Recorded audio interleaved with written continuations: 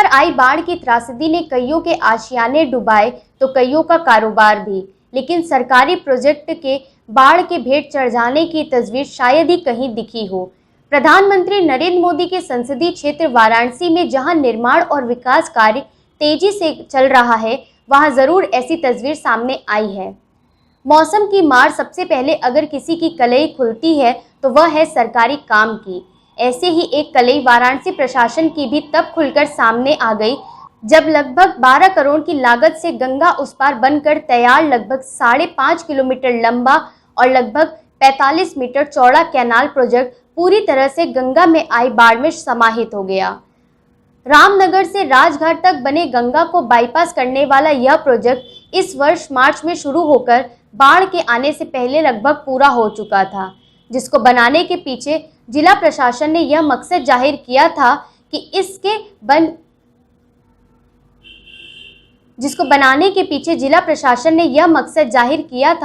इसके बन जाने से गंगा के पक्के घाटों पर पानी का दबाव कम बनेगा और पक्के घाटों का क्षरण भी रुकेगा और नहर की खुदाई से बालू की नीलामी करके कमाई जो होगी वो अलग।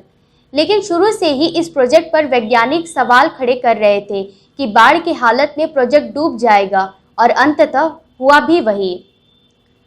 गंगा में आई बाढ़ के बीच जल समाधि के लिए कैनाल के काफी नजदीक पहुंचकर तस्वीर लेने की कोशिश की गई, जहां कैनाल तो पूरी तरह से बाढ़ के पानी में समाया हुआ था, सिर्फ कैनाल निर्माण से संबंधित कुछ साजो सामान ही ऊपर दिखाई पड़ रहे थे।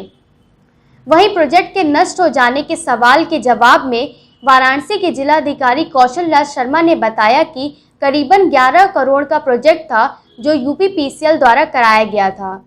प्रोजेक्ट का पूरा पेमेंट नहीं हुआ है क्योंकि प्रोजेक्ट विभाग को स्थानांतरित नहीं हुआ था। वाराणसी में कई प्रोजेक्ट जलमग्न हुए हैं। ड्रेजिंग के जरिए नहर से निकाली गई बालू को नीलाम करके पहले ही सरकार को 3 करोड़ रुपए मिल चुके हैं। अभी कॉन्ट्रैक्टर की लायबिलिटी में ही यह प्रोजेक्ट है। जैसे ही गंगा का पानी उतरेगा वैसे ही नहर से बालू निकालकर दोबारा शेप में लाया जाएगा और प्रोजेक्ट पूरा होने के बाद ही पेमेंट होगा और हस्तांतरण होगा। जो वाराणसी में गंगा नदी को ड्रेजिंग करने के लिए जो कार्य हुआ था यूपीपीसीएल के द्वारा कराया गया था, वो तकरीबन 11 करोड़ का एस्टीमेट था। उसमें पूरा पेमेंट नहीं हुआ। प्रोजेक्ट पूरा ना होने की वजह से प्रोजेक्ट हस्तांतरित विभाग को नहीं हुआ था। बाढ़ के लेवल में अधिकतर प्रोजेक्ट कई जलमग्न हुए हैं वाराणसी में। वरुणा कॉरिडोर जो कई सालों से बना था वो भी पूरी तरह जलमग्न हुआ। गंगा का ये प्रोजेक्ट भी जलमग्न हुआ। इसी के साथ कई और भी प्रोजेक्ट हैं जिसमें रामनगर का हमारा ड्राई पोर्ट है या अन्य घाटों के जो प्रोजेक्ट हैं काफ़ी सबमर्ज हुए। जब पानी उतरेगा तो उसकी असली स्थिति का पता लगेगा। उसमें ड्रेजिंग के माध्यम से ऑलरेडी सरकार को 3 करोड़ की रेवेन्यू प्राप्त हो चुकी है जो उसकी मिट्टी को नीलाम करके हुई थी। जो प्रोजेक्ट का हमारा कॉन्ट्रैक्टर है उसकी अभी कॉन्ट्रैक्टर लायबिलिटी में ही ये प्रोजेक्ट है। जैसे ही गंगा का पानी उतरेगा तो यथावत जितनी भी उसमें मिट्टी जमा हो गई होगी उसको निकाल के दोबारा उसको ड्रेजिंग के शेप में लाया जाएगा और प्रोजेक्ट पूरा होने के बाद ही पेमेंट्स होंगे और बाद ही इसका हस्तांतरण किया जाएगा।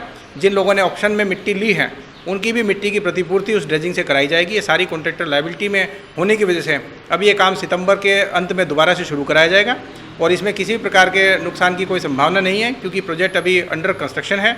जैसे ही पूरा प्रोजेक्ट हैंडओवर होगा उसके बाद से विभाग उसकी मेंटेनेंस करेगा। आगे भी उसमें मिट्टी ना जाए और गंगा नदी की अगर मिट्टी उसमें जाती है तो उसके कुछ प्रभावशाली कुछ स्टेप्स उठाए जाएं, इसका भी मॉडिफिकेशन विभाग के द्वारा सोचा जा रहा है। आने वाले 1 महीने में कोई ना कोई वो टेक्निक से कोशिश की जाएगी कि वहाँ पे जब गंगा नदी एक्स्ट्रा वाटर लोड कैरी करती है तो मिट्टी का डिपोजिशन ना हो। तो उसमें प्रोजेक्ट में संशोधन के भी उपाय किए जा रहे हैं। साथ ही साथ किसी प्रकार का लॉस ना हो इसके लिए कॉन्ट्रैक्टर्स को और विभाग को बता दिया गया है। जैसे ही पानी कम होगा उसको पूरा बाकायदा दोबारा से प्रोजेक्ट को ठीक कराया जाएगा। तो इससे फेल होने या नुकसान होने की कोई बात नहीं है? फेल होने या नुकसान होने की कोई बात नहीं होती है क्योंकि टेम्प्रेरी सबमर्जिंग पानी की गंगा नदी में अधिकतर प्रोजेक्ट्स की होती है। इवन घाटों पे जो घर बने हैं, इवन पब्लिक के जो घर बने हैं वो भी आधे डूबे रहते हैं। साल में 15 दिन में कोई प्रोजेक्ट का सबमर्ज होना, वो भी गंगा नदी की बेल्ट में, किसी प्रकार का अनहोनी की आशंका या किसी प्रकार से इरेगुलरिटी नहीं मानी जाती है। इसमें प्रोजेक्ट की डिज़ाइन में ज़रूर संशोधन करवाए जा रहे हैं ताकि कम से कम उसमें जो हमारी सैंड की फिलिंग हो और बाकी साल का जो पर्पज़ है कि घाटों पे पानी का दबाव कम हो और घाटों का इरोजन रोका जा सके, उस प्रोजेक्ट की पूर्ति हो सके उद्देश्य की, उस तरह उसमें डिज़ाइन का मॉडिफिकेशन भी कराया जाएगा। प्रोजेक्ट पर सबसे पहले सवाल खड़ा करने वाले आईआईटी बीएचयू के शिक्षक और पर्यावरणविद प्रोफेसर विशंबर नाथ मिश्रा ने बताया कि गंगा उस पार के रेत गंगा का ही हिस्सा है और बाढ़ में हमेशा डूब जाता है। बगैर स्टडी के गंगा का उस पार नहर बनाने का कोई औचित्य समझ में नहीं आता है। उस पार का रेत आपको जो दिख रहा है वो गंगा जी का ही स्पेस है और बाहर में वो सब पूरा कवर अप हो जाता है और बेसिकली रेत वगैरह गंगा जी ले आके उस पार छोड़ती हैं।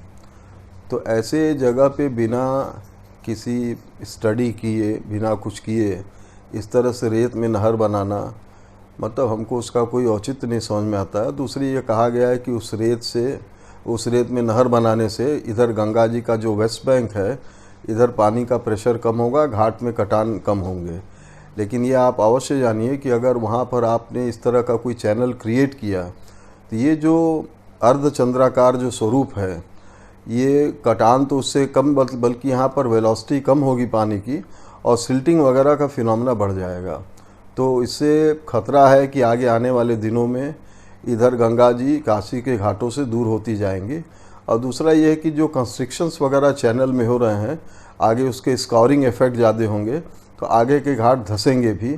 तो ये सब चीज़ें एक तरह से देखिए ये पूरा इकोसिस्टम के साथ खिलवाड़ है और इसमें आदमी तो इंटरेक्ट गंगा जी से करता ही है, इसमें जलचर भी हैं, वो सब भी पूरा डिस्टर्ब होगा और इससे पॉल्यूशन वगैरह पर भी फ़र्क पड़ेगा। तो ये सब हमको नहीं समझता है कि ये टेक्निकली फिजिबल चीज़ है। और आप देखिए अभी बाढ़ आई वो पूरा नहर गायब हो गया, इसमें इतना पब्लिक मनी लग रहा है इस तरह से बिना स्टडी किए, क्योंकि इस तरह से डिस्टर्ब करना गंगा जी का चैनल पूरा बर्बाद होगा और आगे इसके और भी घातक परिणाम होंगे। अभी तो एक बार ये बाढ़ आया है और तुरंत अभी देखिए 2-3 महीने के भीतर पूरा एकदम जो रेत निकाल के वहाँ पर रखा गया था, जो एक्यूमुलेटेड वो था बड़े बड़े पहाड़ के तरह, वो सब कट के गायब हो गए। तो जाके फिर गंगा जी उसको वापस उसी चैनल में पाट देंगी और वो कैरी फॉरवर्ड होगा, आगे जाके कहीं फिर सिल्टिंग होगा। तो ये सब हम समझते हैं कि नेचुरल जो रिवर का फ्लो है इसको कभी डिस्टर्ब नहीं करना चाहिए और ये बहुत स्टेबल चैनल है।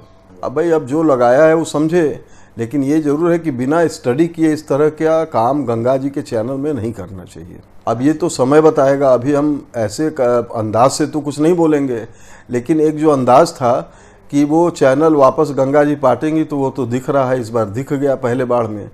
तो ये करना कहीं से